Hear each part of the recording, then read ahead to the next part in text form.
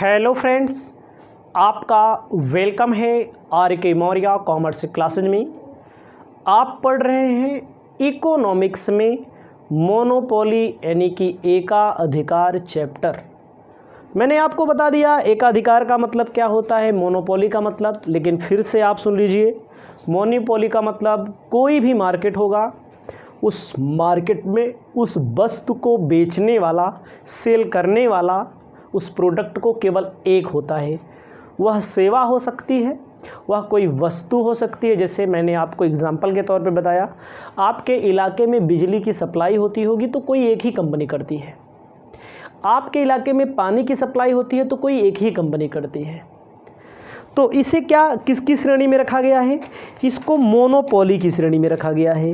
ठीक है, मोनोपोली की श्रेणी में लिखा गया है। लेकिन ऐसा क्यों उत्पन्न होता है ना? हिंदी और इंग्लिश दोनों में हेडिंग्स लिख कर बता दे रहे हैं। एकाधिकार की उत्पत्ति के कारण, एकाधिकार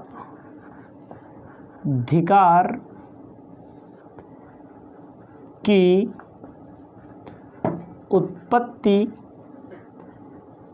के कारण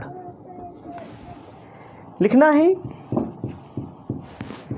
ठीक है, उत्पत्ति के कारण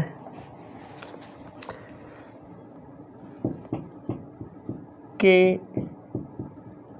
प्रोसेस, छोटे लेटर में लिखते हैं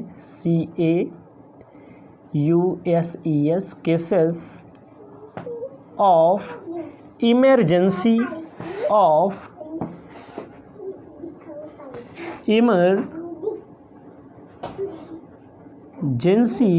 और मोनोपोली। मतलब कि मोनोपोली क्यों उत्पन्न होती है, कैसी कंडीशन में उत्पन्न होती है। सबसे पहले लिखना है, कहा गया है कच्चे मालों का केंद्रीकरण। कच्चे मालों का केंद्रीयकरण, कच्चे मालों का केंद्रीयकरण, सेंट्रलाइजेशन ऑफ रॉ मटेरियल। ठीक है, सेंट्रलाइजेशन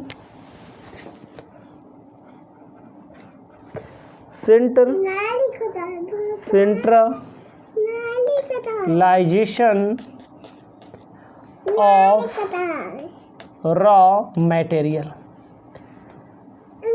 आप लोग अचानक सुनते होंगे, मार्केट में बहुत सारी कंडीशन आती हैं, ध्यान देना है। आप सुनते होंगे प्याज का दाम अचानक बढ़ जाए,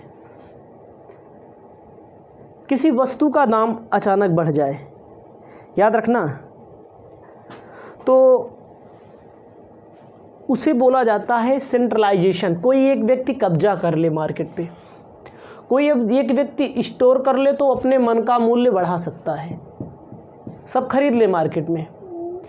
अभी मान लो, अभी हम जब वीडियो बना रहे हैं, इसके कुछ दिन पहले आप सुने होंगे हिमाचल प्रदेश में चुनाव था। जो लोग बाद में वीडियो देखेंगे, एग्जाम्पल मान लीजिएगा, हिमाचल प्रदेश में सेब का बहुत बड़ा कारोबार होता है, सेब के बहुत सारे किसान हैं। ठीक है, तो ऐसा कहा जाता है, अब हमारे पास साक्ष्य तो नहीं है, लेकिन ऐसा कहा जाता है अडानी ग्रुप ने उस हिमाचल प्रदेश के सभी सेबों को खरीद लिया। हिमाचल प्रदेश के सभी सेबों को उन्होंने खरीद करके क्या किया, इकट्ठा कर लिया, अपने गोदाम में रख लिया, बाद में महंगे महंगे दामों पर बेचा उन्होंने। भाई, आप ही पूरे मार्केट का प्रोडक्ट खरीद लेंगे, स्टोर कर लेंगे, बाद में वही महंगा बेचेंगे। तो कच्चे मालों के केंद्रीकरण के कारण एकाधिकार प्राप्त हो जाता है, मोनोपोली हो जाती है। मोनोपोली हो जाने के कारण क्या होता है, वस्तुओं का दाम बढ़ा करके बेचा जा सकता है। लोगों का कहना है, वरिष्ठ पत्रकारों का भी कहना था, जो लोग जुड़े हुए हैं, जो मैं भी न्यूज़ से थोड़ा ज़्यादा लगाव रखता हूँ, न्यूज़ मतलब पॉलिटिशियन न्यूज़, तो उसमें लोगों का कहना है कि इसका नुकसान हुआ, इसीलिए वहाँ पर सरकार बदल जाती है। वैसे भी तो एक एग्जाम्पल के तौर पे मैं आपको बताना चाहा, बाकी पूरी हकीकत तो मुझे नहीं पता है। आपको अपनी कॉपी में लिखना है उदाहरण मैंने बता दिया ना, कह रहा देश के विभाजन के पहले जूट का जो कारोबार होता है, जूट, उस पर किसका अधिकार हो गया था? बंगाल में हो गया था। क्या हो गया था? बंगाल, पूर्व बंगाल में। आपको दूसरा लिखना है कानूनी एकाधिकार। कानूनी एकाधिकार, लीगल मोनोपॉली। लीगल मोनोपॉली का मतलब क्या होता है? कभी कभी कानून द्वारा भी एकाधिकार स्थापित किया जाता है। सुनते होंगे आप एकश्व, पेटेंट का नाम सुनते होंगे। पेटेंट कानून ये अधिकार देता है, सरकार किसी शहर में बिजली पानी की व्यवस्था किसी कंपनी को दे देती है, तो वहाँ पर अदर कंपनी तो आ नहीं सकती। जो जिस कंपनी को देगी वही कंपनी सर्वे सर्वा है, वही कंपनी प्रोडक्ट को बेचेगी, सेल करेगी। ठीक है, आपको लिखना है। तो यहाँ पर भी मोनोपॉली उत्पन्न हो जाती है। तीसरा दिया गया है अत्यधिक पूंजी विनियोग, हैवी कैपिटल इन्वेस्टमेंट। अत्यधिक पूंजी विनियोग, हैवी, ध्यान दीजिएगा, हैवी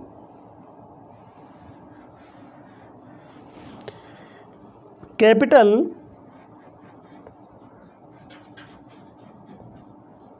इन्वेस्टमेंट, जहां पर इकट्ठा पूंजी कोई लगा दे। याद रखिएगा, जहां पर इकट्ठा कोई पूंजी लगा दे, बहुत बड़ी मात्रा में पूंजी लगा दे, उसके सामने अन्य कंपटीटर टिक ना पाए।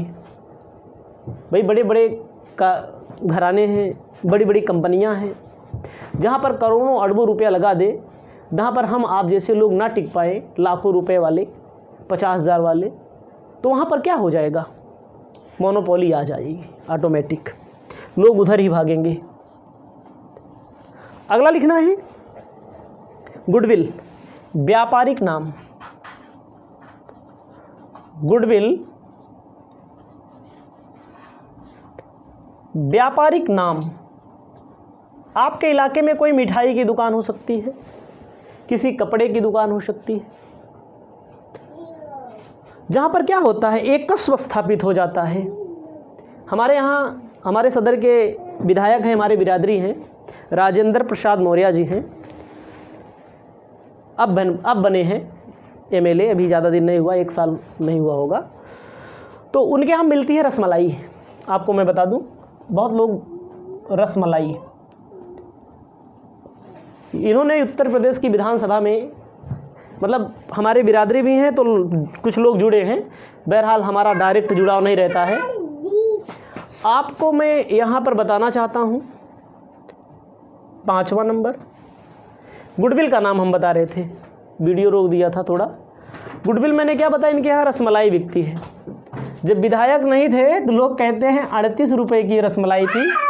38 का मतलब 18 रुपये की एक, 18 रुपये की एक, मतलब एक प्लेट में 2 आती है, ज़्यादातर लोग 2 खाते हैं। 36 रुपये की अब हो गई है शायद 38 की है, 38 से कर दिए 40। लोग मजाक में कहते हैं विधायकी में जितना पैसा इन्होंने एमएलए बनने में खर्चा किया है, यही रसमलाई में वसूल कर ले रहे हैं। मतलब मजाक में लोग कहते हैं, हम उनका प्रचार भी नहीं कर रहे हैं। मतलब एक रसमलाई अगर नाम लेंगे हमारे यहाँ, हमारे प्रतापगढ़ में चिलबिला की रसमलाई हमारे मौर्य जी की है। तो इनका क्या है? पेटेंट है, एकश्व है। क्या कर दिया इन्होंने? 36 से 38 कर दिया, 38 से 40 कर दिया। ये क्या है? एकश्व है। ये क्या है? एकाधिकार है, मोनोपॉली है। मोनोपॉली इन्होंने क्रिएट कर रखा है पूरे मार्केट में अपनी, और सही है, क्वालिटी भी है। ये भी मैं बता दूं, अकाउंट का कब पढ़ाते हैं? अकाउंट ध्यान दीजिएगा। तो मैंने क्या बोला, इनकी रसमलाई योगी जी भी खा चुके हैं, मंगवाते भी हैं इनसे, आप समझिएगा, उन्हीं की पार्टी के भी हैं। ठीक है, बहुत अच्छे व्यक्ति हैं, सज्जन व्यक्ति हैं। ठीक है, नेक्स्ट आपको ध्यान देना है, गुडविल का नाम बता दिया, ऐसे समझ लीजिए गुडविल। गला घोंट प्रतियोगिता, गला घोंट प्रतियोगिता। गला घोंट प्रतियोगिता किसे कहते हैं? कट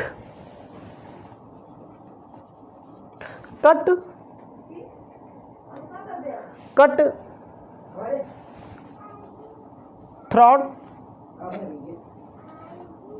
THROAT कंपटीशन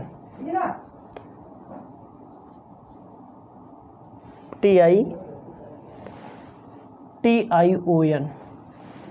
कहा गया है कि गला घोंट प्रतियोगिता, जब गला घोंट प्रतियोगिता हो जाए, कट थ्रॉट कंपटीशन हो जाए, तो लोग क्या करते हैं? प्रयास करते हैं कि हमारा एक कश बना रहे। ज़्यादातर बच्चे हमारे यहाँ पढ़ने आते हैं, आईफोन का एग्जाम्पल देते हैं, कहते हैं सर उसके टक्कर का कोई फ़ोन नहीं है, आप ले लीजिए, ऐसा है वैसा है। बहरहाल मैं ना लिया हूँ, ना ले पाने की स्थिति में हो सकता है आ जाऊँ, बड़ा महंगा है, उतना महंगा ज़िंदगी हम नहीं जी सकते, 1,00,000-1,50,000 रुपये मोबाइल कौन लेगा। बहरहाल उसकी क्वालिटी अलग है, वो बात अलग है, लेकिन क्या है वहाँ फिर भी क्या है, उसके इर्द गिर्द लोग लगे हुए हैं, लेकिन कंपनियां लगी हुई हैं, लेकिन उसके आसपास क्या फटकने नहीं पाती, क्योंकि ऐसा फीचर वो लॉन्च कर देता है अपना। पेटेंट राइट ले लिया जाता है। छठा नंबर, पेटेंट क्या होता है? बहुत सारे बच्चे नहीं जानते हैं, ध्यान देना है आपको। पेटेंट राइट क्या होता है? पेटेंट राइट का मतलब होता है एकश। बहुत सारे बच्चे कहते हैं हमको PDF चाहिए। अब बताओ भैया, PDF में पेटेंट लिखा होगा, एकश लिखा होगा, समझाएगा कौन?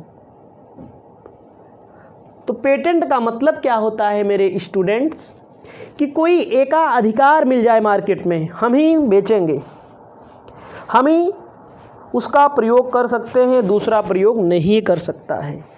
एक तरह से कानूनी अधिकार है, कानूनी अधिकार है। जैसे आप के यहाँ जो भी सामान आता होगा, समझिएगा, जो आप से महंगे सामान मान लीजिए खरीदते होंगे, थोड़ी देर के लिए मान लीजिए आपके यहाँ इन्वर्टर लगा होगा।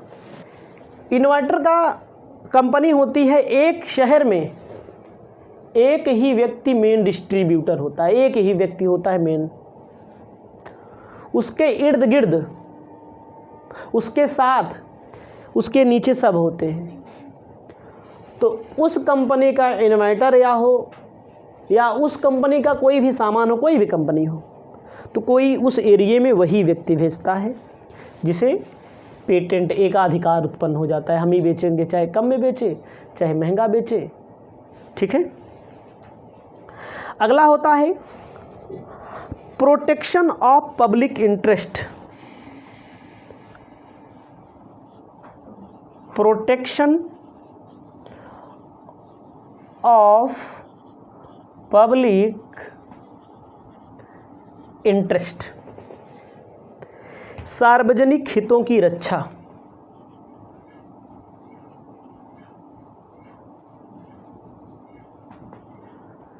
हितों की रक्षा। इससे क्या होता है, जब कोई कानूनी अधिकार मिल जाता है, भाई देखो उसी नाम से हम भी सामान बना रहे हैं, उसी नाम पे आप बनाएं, हम ओरिजिनल हैं, आप डुप्लीकेट हैं, अगली पार्टी डुप्लीकेट है, तो डुप्लीकेट वाला अगर कोई पब्लिक यूज करेगा सामान, और क्या मेन कंपनी पे मुकदमा कर देगा? नहीं कर सकता। तो इसीलिए पेटेंट ले लिया जाता है, प्रोटेक्शन मिलता है इससे एकाधिकार से। जब प्रोटेक्शन मिलता है तो सारी चीज़ें तय हो जाती।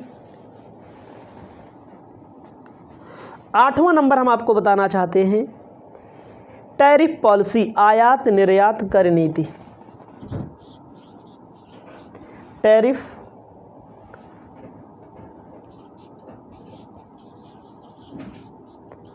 पॉलिसी, कहा गया है आयात निर्यात कर नीति। आयात निर्यात कर की नीति भी यहाँ पर तय हो जाती है। जैसे आप ध्यान दीजिएगा, कोई भी कंपनी विदेश से सामान मंगा रही है, कोई भी व्यक्ति, कोई भी संस्था विदेश से सामान मंगा रही है, तो इससे क्या होता है, आयात निर्यात पर प्रतिबंध भी लगाया जा सकता है। इसको अभी लिख लीजिएगा। इसके बाद हम आपको कीमत निर्धारण बताएंगे, जो कि पेपर में पूछा जाता है। पूछा जाए या ना पूछा जाए, पढ़ रहे हो तो जानकारी होनी ही चाहिए। तो इतना सबसे पहले और तैयार कर लीजिएगा।